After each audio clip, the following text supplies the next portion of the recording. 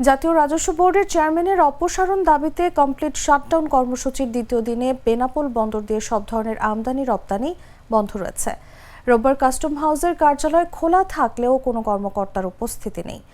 NBR সংস্কার ঐক্য পরিষদের কমপ্লিট শাটডাউন ও মার্চ টু এনবিআর কর্মসূচির কারণে রোববার কাস্টম হাউসের কোনো গ্রুপের দরজায় তালা মারা দেখা গেছে। বন্ধ রয়েছে পণ্যের শুল্কায়ন ও খালাস সহ সব ধরনের কাজকর্ম।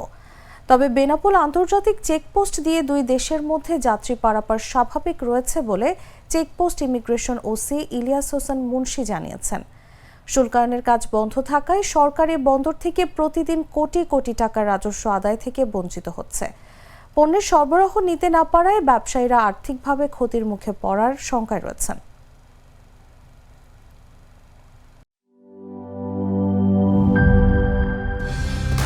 কালার এক্সপার্ট, জর্জ স্যাপ এবং মাইল্ড অন হ্যান্ডস টেকনোলজি সমৃদ্ধ অরিক্স ক্রিস্টাল ওয়াশ আপনার লন্ড্রি এক্সপার্ট।